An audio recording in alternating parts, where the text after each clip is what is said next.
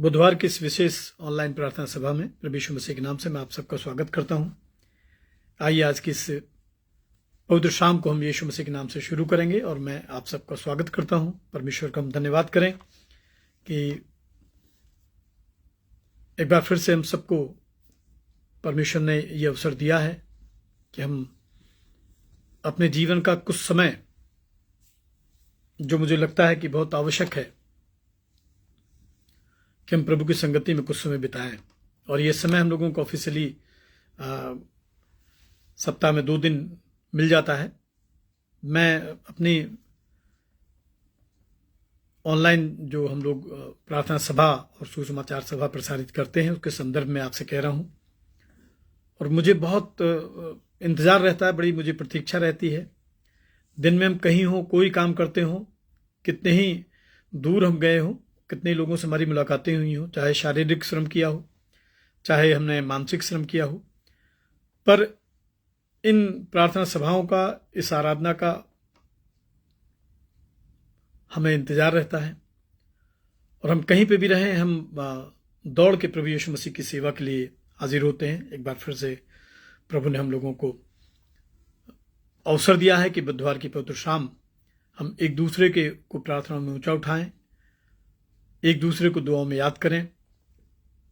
हम प्रार्थना के कुछ निवेदन हैं, और सबसे पहले हम अभी 10 नवंबर 2025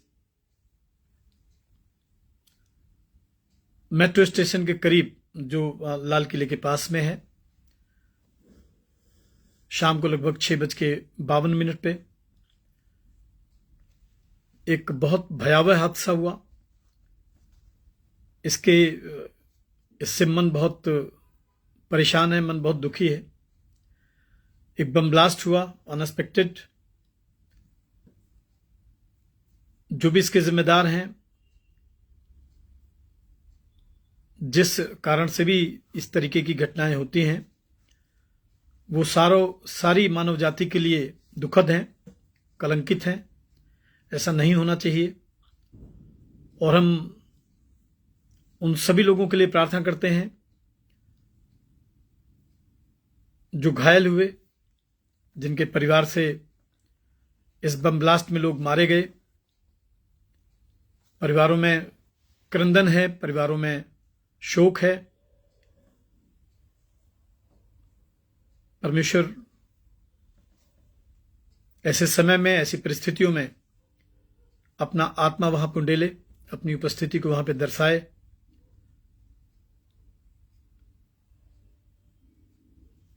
कि वहां पे जो भी अव्यवस्था हुई, जो भी दहशत का माहौल बना, उसमें लोग ईश्वर की शांति और ईश्वर की सामर्थ को अपने जीवन में देखने पाए। जो दिल्ली प्रशासन का वहां पे कार्य है, जो अधिकारी वहां पे शामिल हुए, जिन्होंने इस पूरी व्यवस्था को कंट्रोल किया, उन सभी के लिए हम लोग प्रार्थना करते हैं। और विशेष रूप से जो हमारे दिल्ली शहर की मुख्यमंत्री हैं, दिल्ली शहर का जो एडमिनिस्ट्रेशन है, हमारे भारतवर्ष के जो प्रधानमंत्री हैं, माननीय श्री नरेंद्र दामोदर दास मोदी जी, रक्षा मंत्री, गृह मंत्री, सभी लोगों के लिए हम प्रार्थना करते हैं। उन तमाम स्रोत साधनों के लिए, सामाजिक संस्थाओं के लिए, उन सभी हाथों के लिए जिन्होंने मृतकों को, घायलों को संभाला। और मैं आपको गवाही दे रहा हूं कि परसों शाम जब यह हादसा हुआ है, हमें नहीं मालूम कि यह हादसा होने वाला है। और 6:54 के लगभग हमारे एक बहुत पारिवारिक मित्र हैं, पारिवारिक भाई हैं, डॉक्टर विनय विंसेंट वॉकर। वो फरीदाबाद से एक एग्जामिनेशन दे के आ रहे थे, और मेरी उनसे बातचीत हो रही थी। हमें नहीं मालूम था कि इस टाइप की कोई घटना हुई है। और मेरा बड़ा मन था कि मैं, जैसे मुझे इस घटना के बारे में पता लगा, कि मैं उनको फोन करूं पर ये इतना भयावह था ये देखना कि हम उसी को देखते रह गए और मन बड़ा दुखी हो गया। हम लोग ईश्वर के सामने रहे। तो मैं आपको बता रहा था कि उस स्थान से जहां पे ये विस्फोट हुए हैं, परमेश्वर ने हमारे भाई को 5 मिनट पहले ही वहां से निकाला है और वो सुरक्षित निकल आए। अभी उनके पापा का मेरे पास में फोन आया, जिनके साथ हमारी पारिवारिक संगति रही, मिस्टर के वॉकर, और हम सच में बड़े धन्यवादित हैं कि आज उस पिता ने भी ईश्वर की बड़ी सामर्थ को देखा। और मैं आपको ये बताना चाह रहा हूं मेरे प्रियो कि जीवन की छोटी छोटी घटनाएं जो परेशान करती हैं, विचलित करती हैं, जिनमें आप अपने आप को इन्वॉल्व करते हैं, निराश भी हो जाते हैं। बहुत बार लगता है कि ईश्वर मदद नहीं कर रहा है, ऐसा लगता है कि चर्च जाते हैं वो व्यर्थ हो जाता है,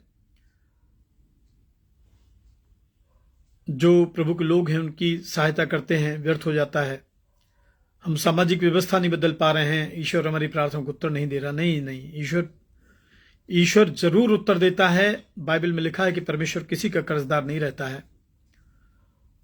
और इस रूप में हम लोगों ने देखा कि भाई विनय विंसेंट वॉकर किस तरीके से वहां से सुरक्षित निकले। उनसे मेरी जो बातचीत हुई है उसका टाइम मेरे पास में मोबाइल में नोट है, और मैं ईश्वर का बहुत धन्यवाद कर रहा था। और मैं चाह रहा था कि मैं आज इस गवाही को जरूर आपके साथ में शेयर करूंगा कि कैसे परमेश्वर अद्भुत रीति से हम लोगों को बचाता है और सुरक्षित और चौड़े स्थान पे पहुंचाता है। हम दोनों हाथ उठा के परमेश्वर का धन्यवाद करते हैं। साथ में हम लोग इसमें प्रार्थना करेंगे मिस्टर सतीश कुमार जॉन, उनकी धर्मपत्नी के लिए जो कि लखीमपुर से हैं। परमेश्वर उनको अपने चंगाई भरे हाथों से स्पर्श करे, उनको आशीष दे।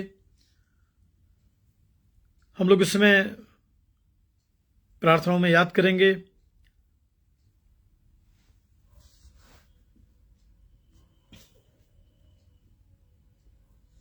मिस्टर अनीता डिकास्ट्रो जो कानपुर में हैं, और उनके हस्बैंड मिस्टर एसी डिकास्ट्रो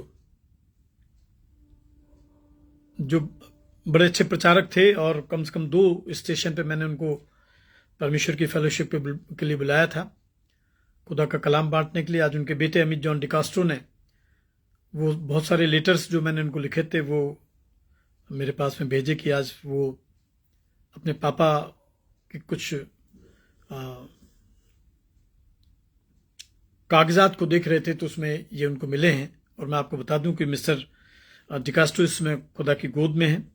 परमेश्वर इस परिवार को शांति दे। मिसेस अनीता डिकास्ट्रो जिनको ब्रेन ट्यूमर है और डॉक्टर ने ब्रेन सर्जरी प्रिस्क्राइब किया, लेकिन हम धन्यवाद कर रहे हैं कि मिसेस अनीता डिकास्ट्रो को खुदा ने सुरक्षित घर तक पहुंचाया है। और हमारा विश्वास है कि मिसेस अनीता डिकास्ट्रो एक कंप्लीट रिकवरी में जरूर आएंगी। साथ में उनके दोनों बेटों के लिए, भाई समीर के लिए, भाई अमित के लिए, उनके परिवारों के लिए भी हम प्रार्थना करते हैं कि प्रभु की दया और आशीष इनके साथ बनी रहे। हम लोग प्रार्थना करेंगे मिसेस वीना मैसी के लिए जो सेंट पीटर चर्च की सीनियर मेंबर हैं, उनके तीनों बेटों के लिए, गुंजन, ललित और सुमित के लिए, इनके परिवारों के लिए कि प्रभु की आशीष इनके साथ बनी रहे। हम लोग प्रार्थना करेंगे मिसेस सविता थॉमसन के लिए, उनके परिवार के लिए, उनके हस्बैंड के लिए, बच्चों नाती पोतों के लिए। हम लोग प्रार्थना करेंगे मिसेस निर्मला चंद्रा के लिए, उनके हस्बैंड मिस्टर गिरीश चंद्रा के लिए, उनके परिवार के लिए। हम लोग प्रार्थना करेंगे मिसेस प्रमिला लाल के लिए जो कि बहुत कमजोर हो गई हैं, अंडर मेडिकल ट्रीटमेंट हैं। और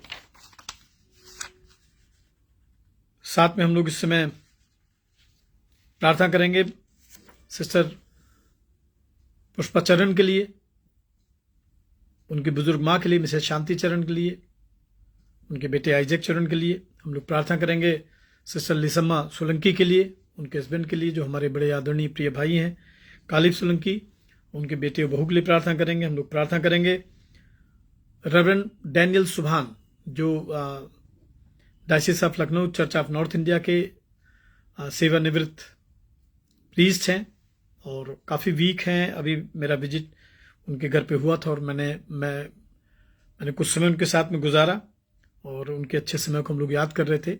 हमारी दुआ है कि वो बिल्कुल कंप्लीट हील हो जाएं और अपने कामकाज में दोबारा लौटने पाएं। हम लोग प्रार्थना करेंगे मिस्टर दिनेश लाल, उनकी धर्मपत्नी मिसेस पुष्पा लाल के लिए, उनकी बेटी मोनिका नैन्सी लाल के लिए, बड़ी बेटी के लिए नेहा शरीन लाल, उनके परिवार के लिए। हम लोग प्रार्थना करेंगे डॉक्टर मिसेस रश्मि प्रणीता जॉन के लिए, उनके हस्बैंड भाई अविनाश जॉन, दोनों बच्चों के लिए, आदित्य और रिदित के लिए। हम लोग प्रार्थना करेंगे भाई आशीष घोष के लिए, उनकी धर्मपत्नी जो हमारी आदरणीय सिस्टर हैं काकुली घोष, उनके लिए, दोनों बेटियों के लिए हम लोग प्रार्थना करेंगे। साथ में हम लोग प्रार्थना करेंगे मिसेस एस.जे. सिंह के लिए और उनके बेटे राजकुमार सिंह के लिए, उनके ग्रैंड सन हैं शिमोन सिंह, उनके लिए भी हम प्रार्थना करेंगे। हम लोग प्रार्थना करेंगे सिस्टर शैला तिग्गा के लिए, उनके हस्बैंड के लिए, भाई संजय तिग्गा के लिए, दोनों बच्चों के लिए, निखिल के लिए, निमिषा के लिए।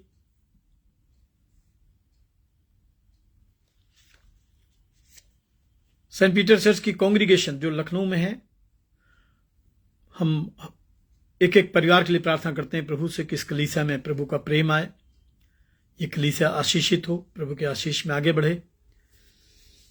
जबकि क्रिसमस की तैयारियां इस चर्च में चल रही हैं, प्रभु इनकी तैयारियों को ब्लेस करे, आशीष दे। यहाँ के जो पासवान हैं, उनका जो परिवार है, विशेष रूप से पादरी सतीश लाल के बेटे रोहित लाल के लिए हम लोग प्रार्थना करते हैं। परमेश्वर अपने अनुग्रह में, अपनी आशीष में उस परिवार को ढके। सिस्टर पुष्पिता देव, उनके हस्बैंड मिस्टर अभिजीत देव के लिए हम प्रार्थना करते हैं, उनके परिवार के लिए। मिस्टर सुरजीत देव, उनके परिवार के लिए, कुणाल के लिए, जयंती के लिए, दोनों बच्चों के लिए और उनकी बेटी दिया के लिए, उनके हस्बैंड के लिए प्रार्थना करते हैं हम लोग। साथ में हम लोग इस समय प्रार्थना करते हैं प्रयागराज से रेवरेंड शैमुअल प्रदीप लाल के लिए। बीते समय में वो एडमिट हुए, हम उनके लिए प्रार्थना करते हैं कि प्रभु का अनुग्रह आशीष सदा उनके साथ बने रहे। भाई डायमंड रॉबिन्सन के लिए, उनके परिवार के लिए भी हम लोग प्रार्थना करते हैं। हम लोग प्रार्थना करते हैं भाई विजय माइकल के लिए, उनके परिवार के लिए। हम प्रार्थना करते हैं डायसिस ऑफ लखनऊ के बिशप और जो भी हमारे डायसिस ऑफ लखनऊ के पासवान हैं, उन सभी लोगों के लिए, डायसिसन सेक्रेटरी के लिए, वाइस प्रेसिडेंट के लिए,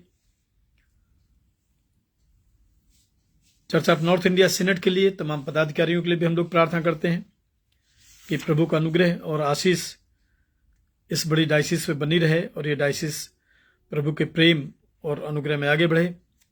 हम लोग प्रार्थना करेंगे एडवोकेट सत्येंद्र कुमार सिंह के लिए, उनकी धर्मपत्नी मिसेज नीलम सिंह के लिए, तीनों बेटियों के लिए।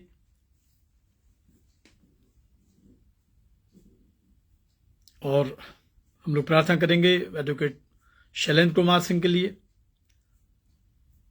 एडवोकेट जो हमारे भाई हैं सिप्तैन हैदर साहब के लिए, उनके परिवार के लिए। बीते समय मेरी मुलाकात हुई, पता लगा कि वो बीमार रहते हैं। हम लोग प्रार्थना करेंगे एडवोकेट स्वाति बिसारिया के लिए, उनकी मदर मिसेस पूनम बिसारिया के लिए।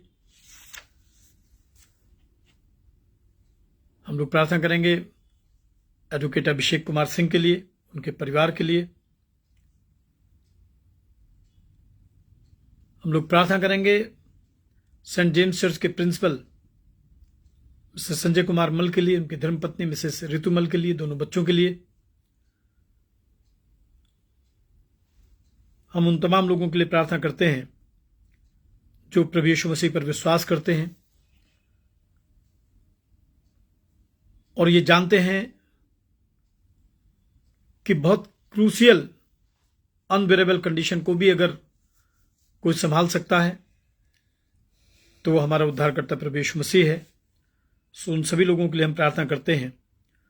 इस ऑनलाइन इबादत में जितने लोग शामिल हैं, हर एक जीवन के लिए, हर एक परिवार के लिए भी हम प्रार्थना करते हैं। डॉक्टर मिसेस परमिला अब्राहम जो नैनीताल से हैं, हम मिसेस अब्राहम को इस दुआ में याद करते हैं। हम लोग याद करते हैं गोरखपुर से सिस्टर मेघना मॉरिस को, और उनके बेटे शोभित के लिए प्रार्थना करते हैं। हम याद करते हैं भाई चंद्रभूषण, उनके परिवार को। गिरिडीह से मिस्टर विलियम हंसदक, उनकी धर्मपत्नी मिसेस रेणुका हंसदक के लिए प्रार्थना करते हैं। उनके तीनों बच्चों के लिए, उज्ज्वला के लिए, आशीष के लिए, ज्योतिका के लिए। साथ में हम लोग प्रार्थना करते हैं भाई सैलमन एडल्फी के लिए, उनके परिवार के लिए, उनकी मदर इन लॉ के लिए, उनके ब्रदर इन लॉ के लिए। और आइए इन सभी नामों को हम खुदाबंद के हाथों में सौंपेंगे। एक हमारे अन्य जाति मित्र हैं, भाई शैलेंद्र कुमार श्रीवास्तव, उनकी धर्मपत्नी के लिए, उनके दोनों बेटों के लिए हम प्रार्थना करेंगे। विशेष रूप से प्रखर जो उनके छोटे बेटे हैं जिनको कुछ मानसिक समस्या, उनके लिए हम प्रार्थना करेंगे। बड़े बेटे प्रज्ञान जो उस समय इंजीनियरिंग कर रहे हैं, वो उनके लिए भी हम लोग प्रार्थना करेंगे। सो आइए बड़े विश्वास और बड़ी दीनता के साथ अपने स्वरों को झुकाएंगे। डॉक्टर आईजे दास गोरखपुर से हैं, उनकी धर्मपत्नी मिसेज अनीता दास, उनके परिवार के लिए भी हम लोग प्रार्थना करेंगे। सो अपने स्वरों को झुकाएंगे, दुआ करेंगे। बुधवार की पवित्र शाम प्रभु अपनी असीम शांति से हम सबको भरे, अपने प्रेम से भरे, हमारे बीच में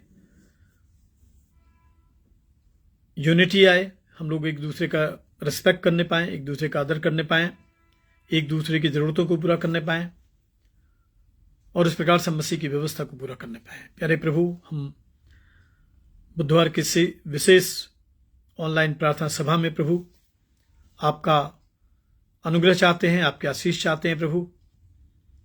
और इस पूरी प्रार्थना सभा को प्रभु हम आपके हाथों में डेडिकेट करते हैं। परमेश्वर पिता, हम प्रार्थना करते हैं प्रभु जो नाम लिए गए हैं, विशेष रूप से पिता परमेश्वर, चर्च ऑफ नॉर्थ इंडिया के general secretary reverend DJ Ajit Kumar के लिए प्रभु, जबकि बीते समय में प्रभु उनके भाई यीशु ख्रिस्त आपके पास में बुला लिए गए हैं। परमेश्वर पिता, हम प्रार्थना करते हैं पिता परमेश्वर, आपकी वो शांति प्रभु जो सारी समस्या परे है, उस परिवार में विराजने पाए प्रभु। भाई नील अलेक्जेंडर के लिए जो church of North India senate में अपनी सेवाएं देते हैं, भाई संजय के लिए प्रभु जो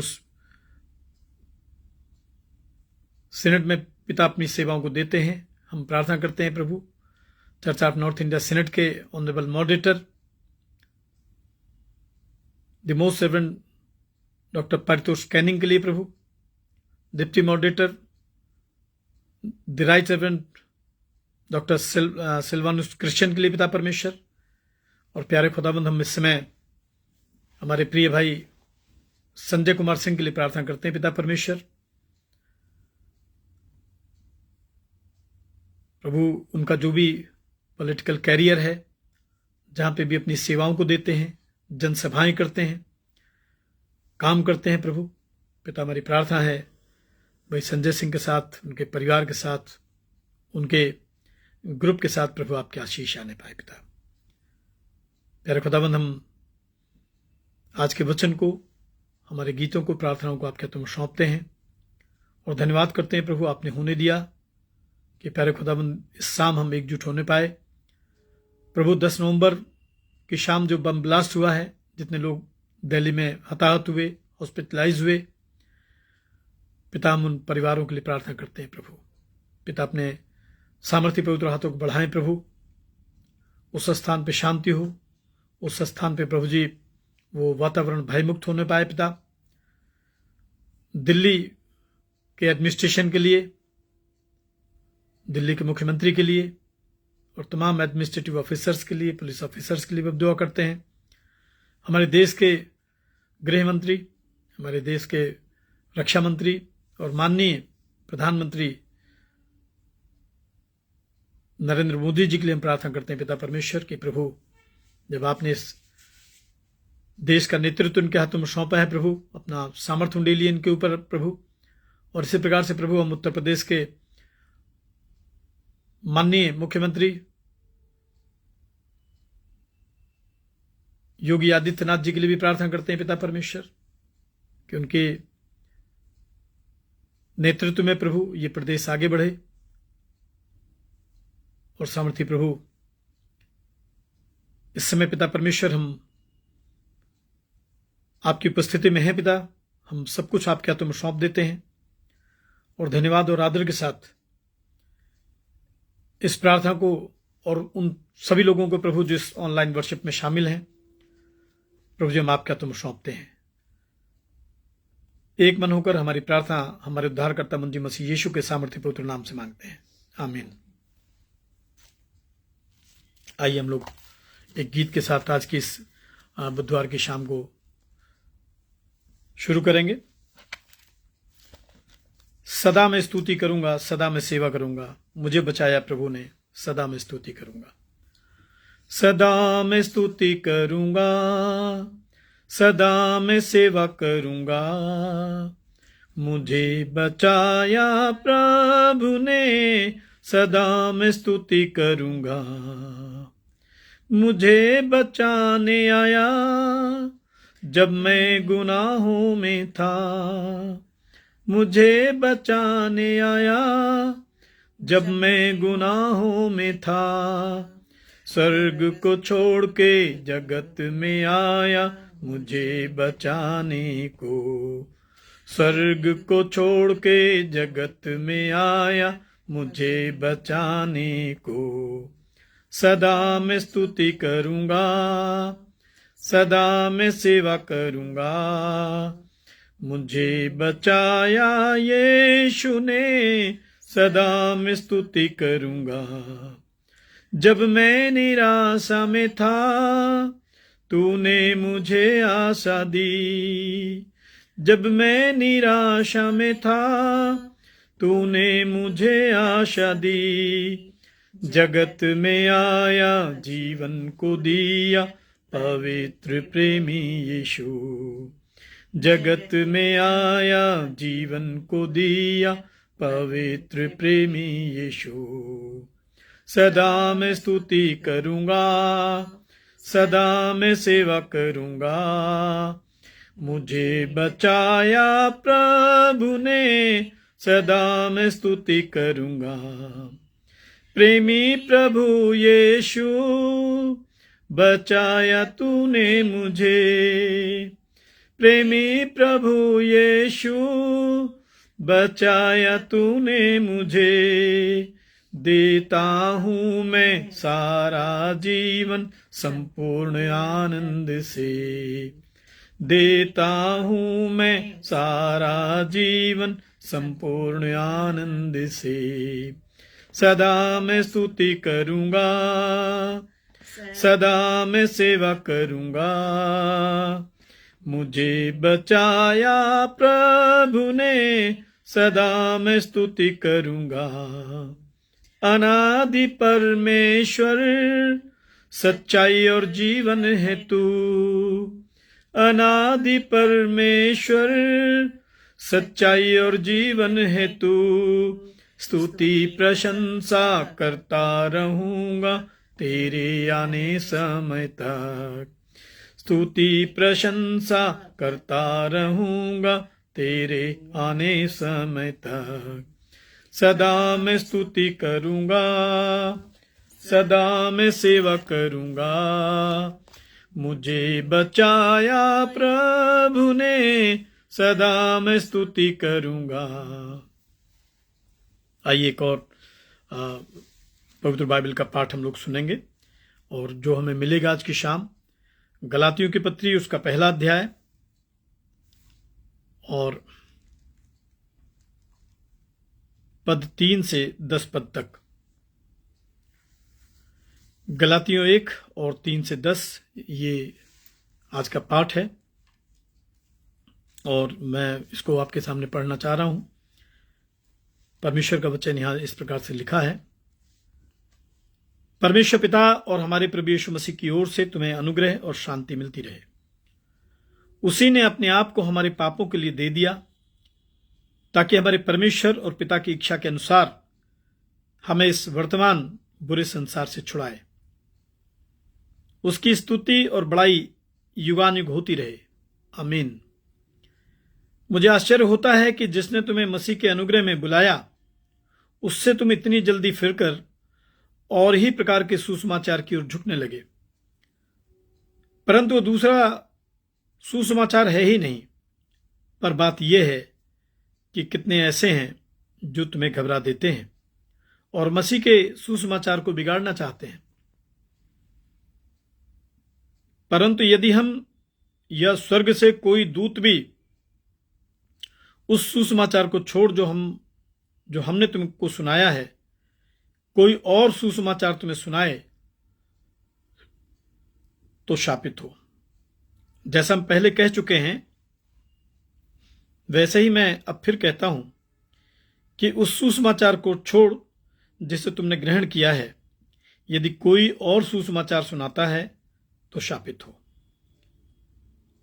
अब मैं क्या मनुष्यों को मानता हूं या परमेश्वर को? क्या मैं मनुष्यों को प्रसन्न करना चाहता हूं? यदि मैं अब तक मनुष्यों को ही प्रसन्न करता रहता तो मसीह का दास ना होता। ये परमेश्वर का जीवित और सामर्थी वचन है। परमेश्वर इस वचन के द्वारा आज की शाम हम सब लोगों से बातचीत करे, हमारे मन की आंखों को खोले और ये वचन हमारे पांव का दीपक को मार के उजाला बने। आइए वचन की तैयारी में एक और गीत गाएंगे।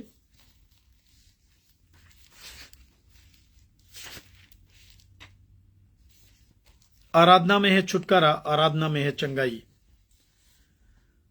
शरीर दे आत्मा में शांति आनंद देता है, जान से भी प्यारा प्रभु। आराधना में है छुटकारा, आराधना में है चंगाई। आराधना में है छुटकारा, आराधना में है चंगाई। शरीर दे आत्मा में शांति आनंद देता है, जान से भी प्यारा प्रभु। शरीर दे आत्मा में शांति आनंद देता है, जान से भी प्यारा प्रभु। प्रार्थना करो, आराधना करो, वो अच्छा है कितना भला है। हालेलुया। प्रार्थना करो, आराधना करो, वो अच्छा है कितना भला है। छुटकारा पाए हमेशा, हमेशा छुटकारा पाए हमेशा। मांगो तो तुम्हें मिलेगा, ढूंढोगे तो पाओगे। मांगो तो तुम्हें मिलेगा, ढूंढोगे तो पाओगे।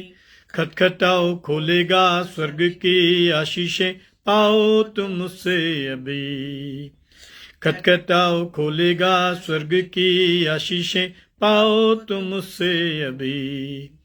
प्रार्थना करो, आराधना करो, वो अच्छा है कितना भला है। हालेलुया। प्रार्थना करो, आराधना करो, वो अच्छा है कितना भला है। छुटकारा पाए हमेशा, हमेशा छुटकारा पाए हमेशा। प्रार्थना करो निरंतर, प्रार्थना करो विश्वास से। प्रार्थना करो निरंतर, प्रार्थना करो विश्वास से। धर्मी जन की प्रार्थना, विश्वास की प्रार्थना तोड़ती है सारा बंधन। धर्मी जन की प्रार्थना, विश्वास की प्रार्थना तोड़ती है सारा बंधन। प्रार्थना करो, आराधना करो, वो अच्छा है कितना भला है। प्रार्थना करो, आराधना करो, वो अच्छा है कितना भला है। छुटकारा पाए हमेशा, हमेशा छुटकारा पाए हमेशा। दुआ करेंगे। प्रभु जी आपकी निकटता में है प्रभु, हम दंडवत करते हैं पिता परमेश्वर इस पवित्र शाम के लिए जो आपके अनुग्रह से हमको मिली है पिता। और परमेश्वर हम अपनी बुद्धि, अपने ज्ञान को, अपनी सामर्थ्य को, अपनी शक्ति को प्रभु जी आपके अधीन करते हैं, उसको नकारते हैं प्रभु। हम धूल और मिट्टी हैं पिता परमेश्वर, हमारे पास कोई खूबी नहीं है, कोई लियाकत नहीं है। हमारे धार्मिक कार्य प्रभु मैले चिथड़े कपड़ों के समान है पिता। पर यीशु आपके लहू में सामर्थ्य है, आपकी समीपता में जीवन है पिता परमेश्वर। आपने कहा कि जो मेरे पीछे हो लेगा वो फिर अंधकार में न भटकेगा प्रभु। आज इस वचन के द्वारा प्रभु हम आपकी वाणी को सुने, आपकी आवाज को सुने, आपका अनुसरण करें, आपके पीछे चलें प्रभु। और विषम विचलित कर देने वाली परिस्थितियों में भी प्रभु हम इस बात को जाने कि आपका दाहिना हाथ प्रभु हमें सुरक्षा देता है। हर एक शब्द, हर एक वचन, हर एक विचार जो इस समय प्रभु हम आदान प्रदान करते हैं पिता पवित्र आत्मा के द्वारा होने पाए, क्योंकि प्रार्थना हम हमारे मुंजी उद्धारकर्ता मसीह यीशु के नाम से मांगते हैं, आमीन। सबको बड़े विश्वास के साथ जय मसीह की। और जो हमारे भाई इस समय ऑनलाइन इबादत में शामिल हैं, हम आपका अभिनंदन, आपका स्वागत करते हैं। और आपसे हमारी दुआ है कि इस वचन को आप अपने परिवार में बांटिए, बच्चों के साथ शेयर करिए। और अगर आप इसको उचित समझें तो आप अपने फेसबुक वॉल पे भी इसको शेयर कर सकते हैं। गलातियों की पत्री और उसका पहला अध्याय और उसका 3 पद, यहां से आज हम लोगों ने पवित्र वचन का पाठ सुना है और यहां से हमारा डिवोशन है। इसमें एक आशीष वचन लिखा हुआ है, परमेश्वर पिता हमारे प्रभु यीशु मसीह की ओर से तुम्हें अनुग्रह और शांति मिलती रहे। आपको शायद ये पढ़ने में ऐसे ही लग रहा होगा कि ये ऐसी बाइबल में लिखा हुआ है, ऐसी शब्द हैं। आपको मालूम है ये एक आदेश है यीशु मसीह का कि जिन स्थानों पे तुम जाना, जिन लोगों के बीच में तुम जाना, जिन घरों में तुम जाना, उनको तुम आशीष देना। और जब एक प्रभु का सेवक इन आशीष वचनों के साथ हमको संबोधित करता है तो वो जो परमेश्वर त्रिएक है, परमेश्वर पिता, परमेश्वर पुत्र, परमेश्वर पवित्र आत्मा है, उसका जो अनुग्रह है, उसकी जो आशीष है, उसकी जो सुरक्षा है, उसका जो स्वरूप है, उसकी जो सामर्थ्य है, वो सुनने वालों के शरीर में, उनके जीवन में प्रवेश कर जाती है। उनकी परिस्थितियां बदल जाती हैं, बीमारियां चंगाइयों में बदल जाती हैं, निराशाएं आशाओं में बदल जाती हैं, अधूरे बिगड़े काम उनके बन जाते हैं। और अगर उनके जीवन में क्लेश है, अशांति है, परिवार में यूनिटी नहीं है, आपको मालूम है उस परिवार में परमेश्वर का सिंहासन लगता है, परमेश्वर का बसेरा होता है। इतना प्रबल, इतना सामर्थी वचन है।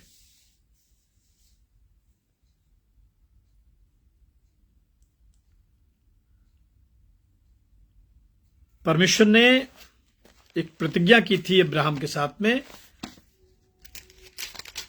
कि जिन्हें तू आशीष देगा उन्हें मैं भी आशीष दूंगा।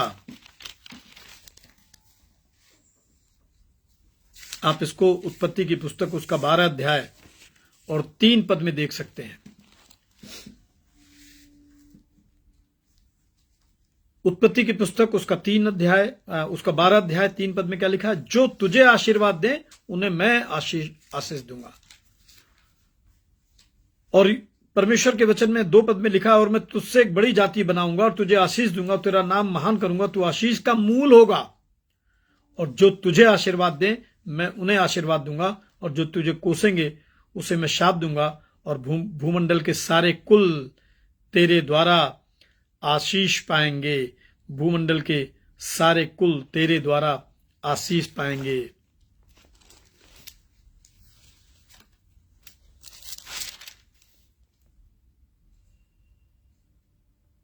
और गलातियों 3:8 में लिखा है,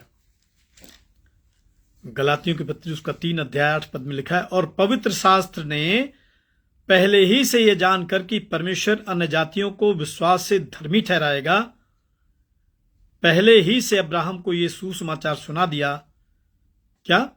कि तुझसे सब जातियां आशीष पाएंगी, कि तुझसे सब जातियां आशीष पाएंगी।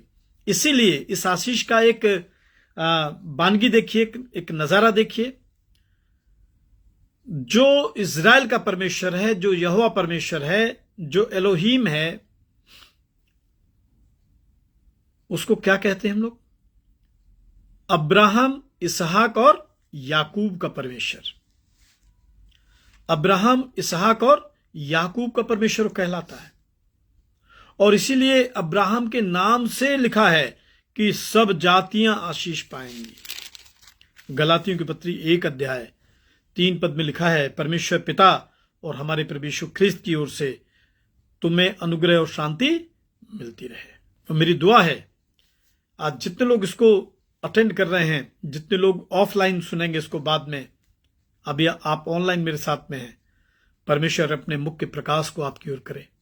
परमेश्वर आपको इत्मीनान दे, परमेश्वर आपको तसल्ली दे, परमेश्वर आपकी मन की जो मुरादें हैं, परमेश्वर उसको पूरा करे। मैं इस वचन के दायरे में आपको बता रहा हूं कि ये कितना प्रबल और सामर्थी वचन है।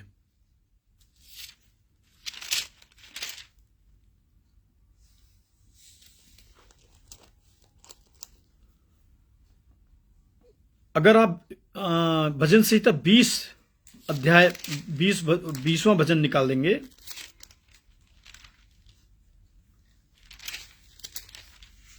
भजन संहिता 20 निकालिए।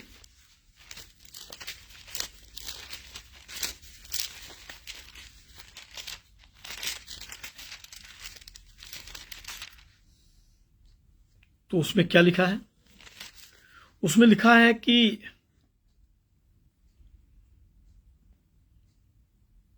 संकट के दिन यहोवा तुम्हारी सुन ले और याकूब के परमेश्वर का नाम तुम्हें ऊंचे स्थान पे नियुक्त करे। पवित्र स्थान से वो तुम्हारी सहायता करे और सियोन से तुम्हें संभाल ले। वो तुम्हारी सब अन्न बलियों को स्मरण करे और तुम्हारी होम बलियों को ग्रहण करे। वो तुम्हारे मन की इच्छा को पूरा करे और तुम्हारी सारी युक्ति को सफल करे। तुम्हारे परमेश्वर तुम्हारी सारी युक्तियों को सफल करे, ऐसा खुदा के कलाम में लिखा हुआ है।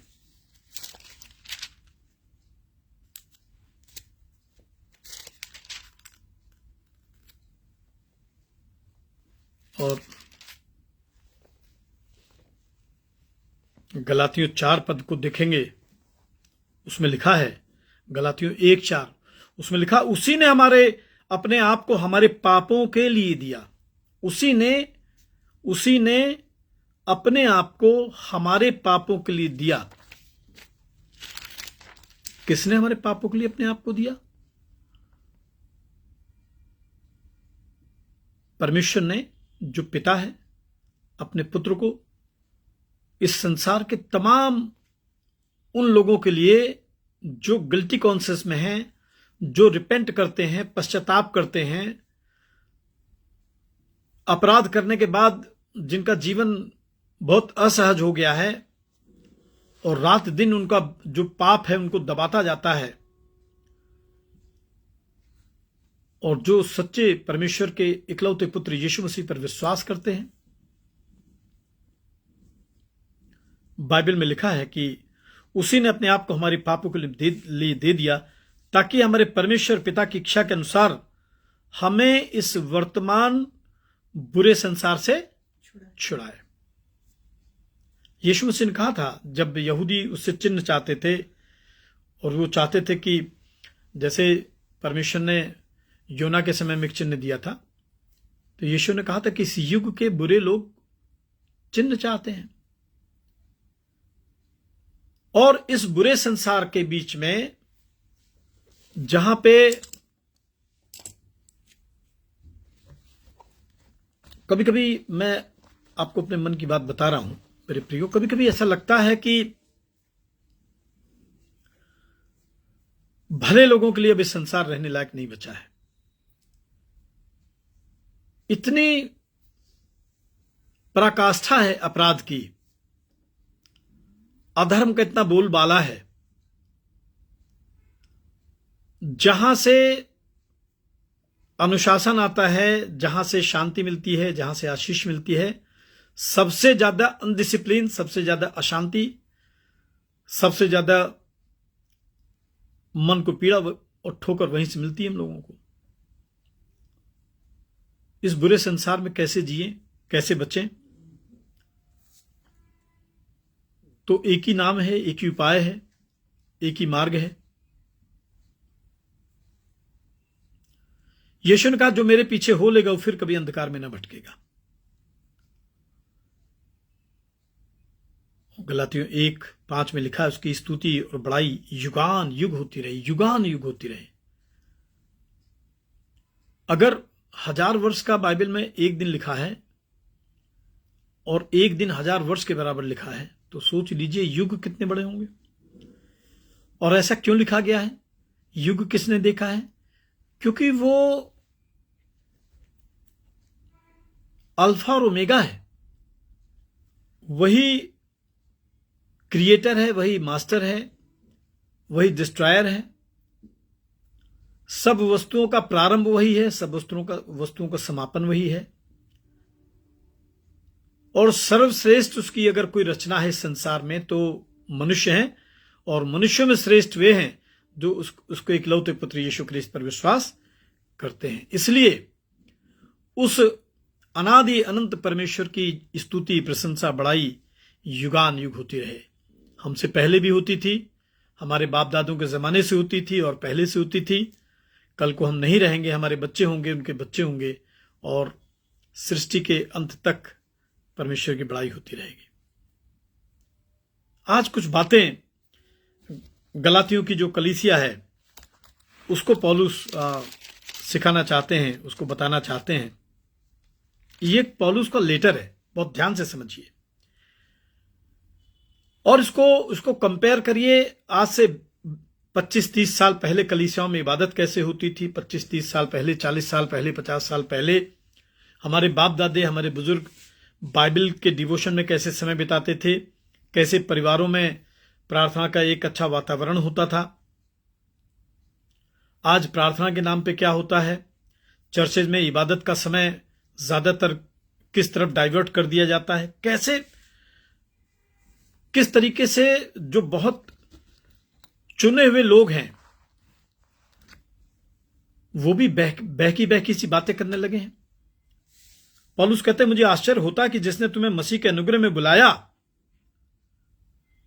उससे तुम इतनी जल्दी फिरकर और ही प्रकार के सुसमाचार की ओर झुकने लगे। मत्ती 24 देखेंगे, मत्ती की इंजील उसका 24 अध्याय।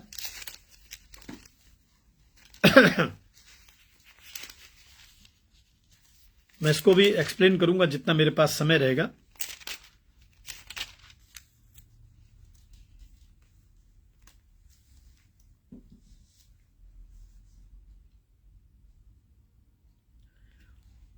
उसमें लिखा है मत्ती 24:11 में,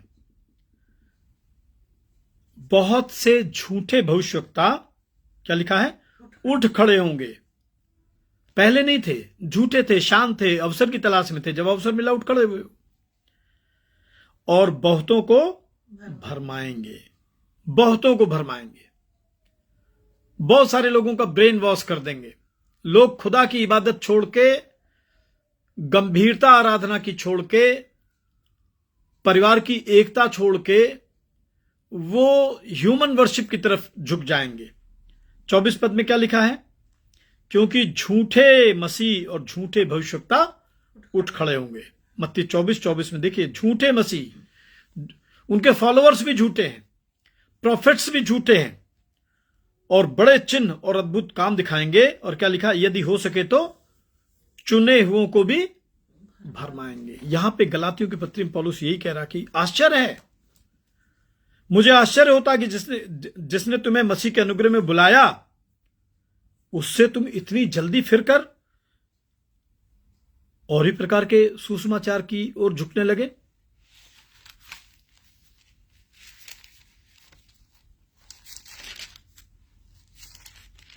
पौलुस कहते हैं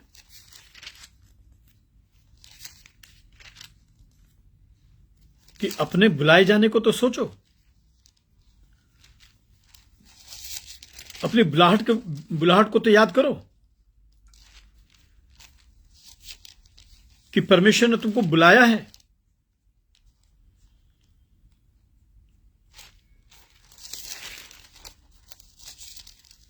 पहला कुरिन्थियों 1 अध्याय निकालेंगे, पहला कुरिन्थियों 1 अध्याय और उसके 26 पद में क्या लिखा है। ये सेवकों के लिए लिखा है।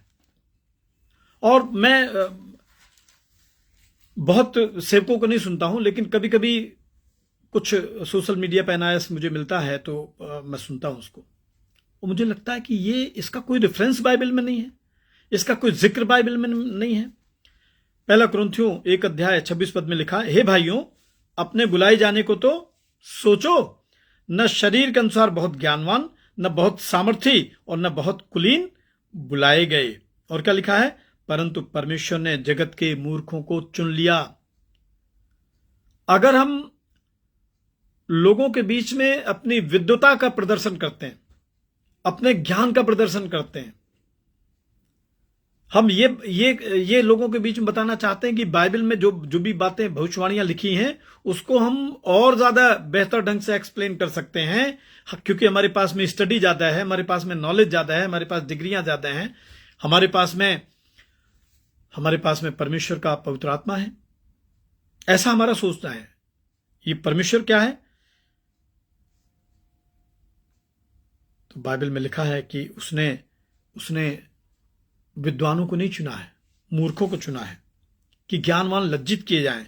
परमेश्वर ने जगत के निर्बलों को चुना कि बलवान लज्जित किए जाएं, और परमेश्वर ने जगत के नीचों तुच्छों को, वरन जो है भी नहीं उनको भी चुन लिया कि उन्हें जो हैं, क्या लिखा है, व्यर्थ ठहराए, ताकि कोई प्राणी परमेश्वर के सामने घमंड ना करने पाए। और सुसमाचार की तरफ और झुकने लगे हो, और सुसमाचार सुनाते हो।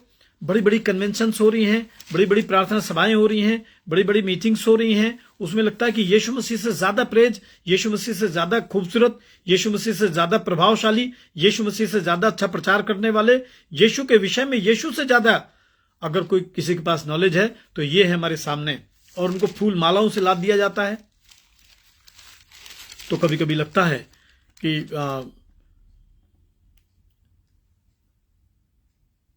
हम परमेश्वर की इबादत के लिए तैयार नहीं हो रहे हैं, हम मनुष्यों को प्रसन्न करने के लिए इबादत कर रहे हैं। इफिसियों की पत्री उसका 6 अध्याय निकालेंगे। इफिसियों 6 में क्या लिखा है और उसके 6 पद में, इफिसियों 6 में क्या लिखा है, इफिसियों 6 में लिखा है, मनुष्यों को प्रसन्न करने वालों के समान दिखाने के लिए सेवा ना मना करती है बाइबल, मत करिए। आप मनुष्यों को प्रसन्न कर सकते हैं अपने शब्दों से, अपनी शब्द कुशलता से, अपने प्रभावशाली वक्तव्य से, अपने व्यवहार से, लेकिन परमेश्वर, आपको मालूम है, परमेश्वर मनुष्य के हृदय को जांचता है। हृदय में क्या है। क्या नातान की तरीके, जो नातान नबी था, आपको मालूम है, उसने दाऊद को डांट दिया था बड़ी सभा में। क्या इतना साहस कर पाएंगे? बाइबल में लिखा, मनुष्यों को प्रसन्न करने वालों को समान दिखाने के लिए सेवा न करो, पर मसीह के दासों के समान मन से परमेश्वर की इच्छा पर चलो, और उस सेवा को मनुष्यों के नहीं परंतु प्रभु की जानकर, क्या लिखा है, सच्चे हृदय से करो। उस सेवा को सच्चे हृदय से करो, क्योंकि तुम जानते हो जो कोई जैसा अच्छा काम करेगा, चाहे दास हो चाहे स्वतंत्र, प्रभु से वैसा ही पाएगा। जैसा करेंगे वैसा मिलेगा। और कुलुस्सियों की पत्री 3 अध्याय में थोड़ा सा बताना चाह रहा हूं आज। अभी एक प्रचारक साहब है, मैं बिना नाम लिए उनके बता रहा हूं, बड़े प्रचारक हैं, बड़ी कन्वेंशंस में जाते हैं। हम जैसे तुच्छदास कहीं नहीं है उनके सामने, बहुत विद्वान है। फिर भी मुझे थोड़ा, जब मैं उनको सुन रहा था सोशल मीडिया पे, तो मुझे बहुत सारे सवालों के जवाब नहीं मिले। वो बता रहे थे कि गोलियत को मारने के लिए जब दाऊद ने पत्थर लिए थे तो उसने 5 चुने हुए पत्थर लिए, और वो 5 पत्थर जो हैं, उन्होंने बताया कि वो यीशु मसीह के 5 घाव हैं शरीर में। 2 हाथों में 2 घाव और 2 पैरों में 2 घाव। एक घाव उन्होंने बताया कि उसकी पसली में लगा था। इसका कहीं कोई बाइबल में रेफरेंस है? दाऊद उस समय खुद नहीं जानता था कि उसको इजराइल के राजा के रूप में परमेश्वर चुनाव करने जा रहा है। वो एक मामूली चरवाहा था। दाऊद से 14 पीढ़ियों के बाद में यीशु मसीह आया है, मालूम है आपको? कोई जिक्र नहीं है। उनका कहना है कि उसने फिर एक लाठी ले ली, तो वो लाठी क्या है? यीशु मसीह का क्रूस है। क्यों ऐसी हरकतें करते हैं? पब्लिक को, समाज को, सभा को सोशल मीडिया पे क्या बताना चाहते हैं कि आप बाइबल से भी ज्यादा जानकारी रखते हैं।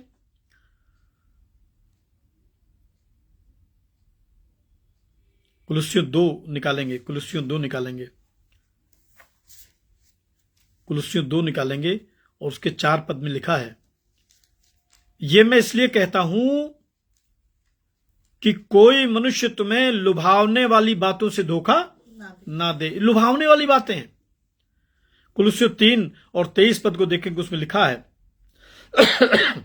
जो कुछ तुम करते हो तन मन से करो। कुलुस्सियों 3:23 जो कुछ तुम करते हो तन मन से करो, ये समझकर कि मनुष्यों के लिए नहीं परंतु प्रभु के लिए करते हो, क्योंकि तुम जानते हो कि तुम्हें इसके बदले प्रभु से मिरास मिलेगी। तुम प्रभु यीशु मसीह की सेवा करते हो, क्योंकि जो बुरा करता है वो अपनी बुराई का फल पाएगा, वहां किसी का पक्षपात नहीं है।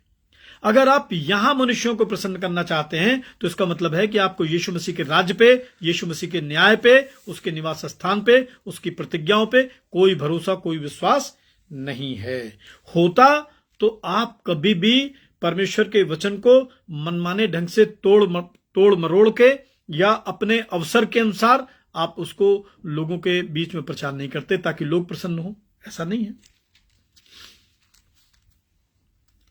गलातियों 1 और 7 पद में लिखा है, परंतु दूसरा समाचार है ही नहीं, दूसरा सुसमाचार है ही नहीं, पर बात यह है कि कितने ऐसे हैं जो तुम्हें घबरा देते हैं और मसीह के सुसमाचार को बिगाड़ना चाहते हैं।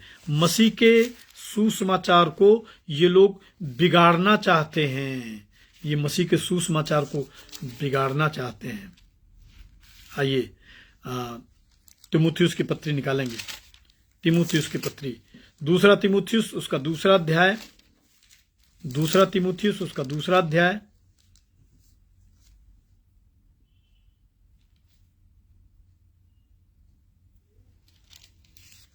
दूसरा तीमुथियुस उसका 2 अध्याय और उसके 14 पद से कुछ पद मैं आपके साथ शेयर कर रहा हूं। आप बाइबल से देखेंगे। 2 तीमुथियुस 2 अध्याय 14 पद क्या लिखा है? इन बातों की सुधि उन्हें दिला और प्रभु के सामने चिता दे, क्या कि शब्दों पर तर्क वितर्क न किया करें, जिससे सुनने वालों को कुछ लाभ नहीं होता, वरन सुनने वाले बिगड़ जाते हैं। और 16-17 पद को देखेंगे, क्या लिखा है? पर अशुद्ध बकवाद से बचा रहे, क्योंकि ऐसे लोग और भी अभक्ति में बढ़ते जाएंगे और उनका वचन, क्या लिखा है, सड़े घाव की तरह फैलता जाएगा। बहुत सारे लोग अशुद्ध हो जाएंगे भाई, बहुत सारे लोग अशुद्ध हो जाएंगे। सावधान रहिए, अंत के दिन आ गए हैं।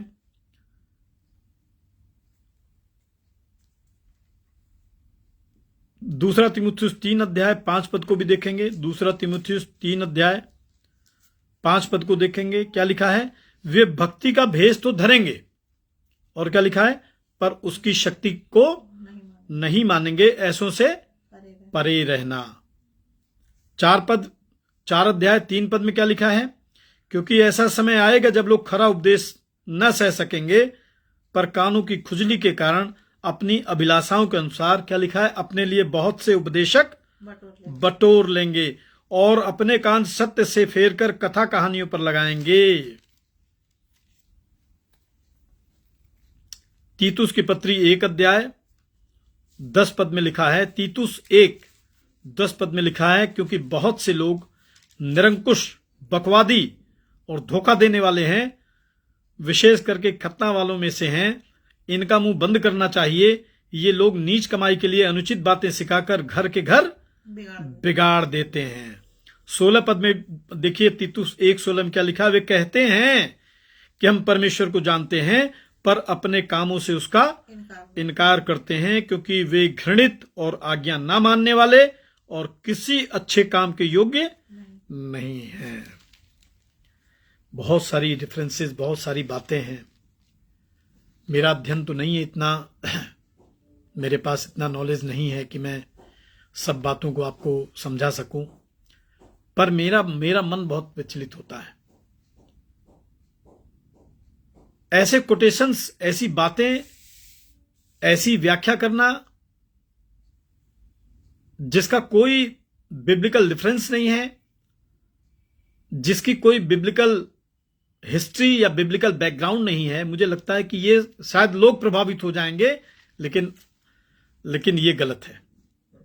और ये इतना गलत है कि एक अलग सुसमाचार आपने क्रिएट कर दिया, एक आपने अलग बात बता दी।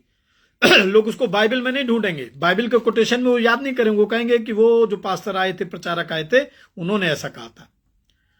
और ऐसा करके आप हो सकता अपना नाम ऊंचा कर लें, लेकिन जो बाइबल का परमेश्वर है उसका नाम आपके जरिए से झुकेगा, आपके जरिए से नीचा किया जाएगा।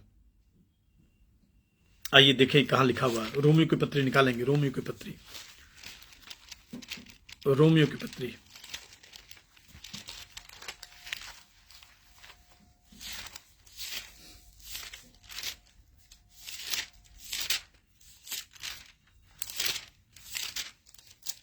रोमियो की पत्री और उसका 2 अध्याय, रोमियो की पत्री उसका 2 अध्याय और उसके 24 पद को देखेंगे क्या लिखा है। रोमियो 2:24 क्या लिखा है? क्योंकि तुम्हारे कारण अन्य जातियों में परमेश्वर के नाम की निंदा की जाती है। तुम्हारे कारण अन्य जातियों में परमेश्वर के नाम की निंदा की जाती है। फिलिपियों और उसका 3 अध्याय, फिलिपियों उसका 3 अध्याय और उसके 18 पद को भी देखेंगे। फिलिपियों 3:18 भी देखेंगे। उसमें क्या लिखा है? क्योंकि बहुत से ऐसी चाल चलते हैं जिनकी चर्चा मैंने तुमसे बार बार की है, और अब भी रो रो के कहता हूं कि वे अपने चाल चलन से मसीह के क्रूस के बैरी हैं। मत करिए ऐसा, मत करिए ऐसा भाई।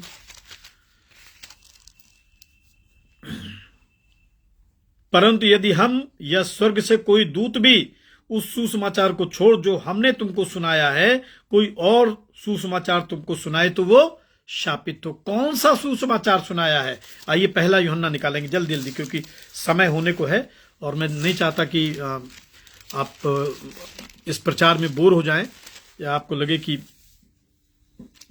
1 यूहन्ना और उसका 5 अध्याय देखेंगे। पहला यूहन्ना उसका 1 अध्याय, यूहन्ना की पहली पत्री और उसका 1 अध्याय 5 पद देखेंगे। यूहन्ना 1:5, यूहन्ना की पहली पत्री 1 अध्याय 5 पद देखेंगे। क्या लिखा है? जो समाचार हमने उससे सुना और तुम्हें सुनाते हैं वो ये है कि परमेश्वर ज्योति है और उसमें कुछ भी अंधकार नहीं है। और पहले पद में क्या लिखा है? उस जीवन के विषय में जो आदि से था, जिसे हमने सुना और जिसे अपनी आंखों से देखा, वरन जिसे हमने ध्यान से देखा और हाथों से छुआ, ये जीवन प्रकट हुआ और हमने उसे देखा और उसकी गवाही देते हैं और तुम्हें उस अनंत जीवन का समाचार देते हैं जो पिता के साथ था और हम पर प्रकट हुआ। ये सुसमाचार है। अगर कोई और प्रकार का सुसमाचार सुनाया जा रहा है, बाइबल में लिखा शापित है। जैसा गलातियों 1:9 में लिखा, जैसा हम पहले कह चुके हैं वैसे ही मैं अब फिर से कहता हूं कि उस सुसमाचार को छोड़ जिसे तुमने ग्रहण किया है। यदि कोई और सुसमाचार सुनाता है तो वो शापित हो। कौन सा सुसमाचार सुना है, कौन सा ग्रहण किया? जल्दी जल्दी आइए देखेंगे। याकूब की पत्री निकालेंगे, याकूब की पत्री निकालेंगे।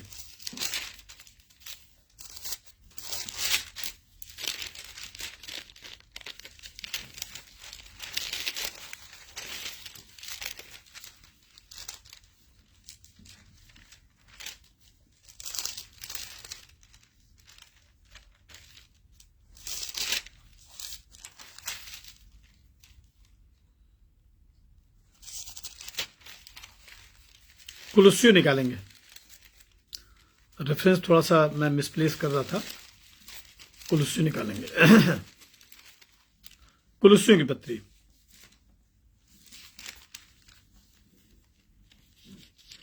कुलुस्सियों की पत्री और उसका दूसरा अध्याय, फिर से वहीं आएंगे। कुलुस्सियों 2 और 6 पद में, 6 और 7 और 8 ये पद मैं आपके साथ शेयर कर रहा हूं, उसके बाद समाप्त करेंगे। कुलुस्सियों 6 से 8 तक क्या लिखा है?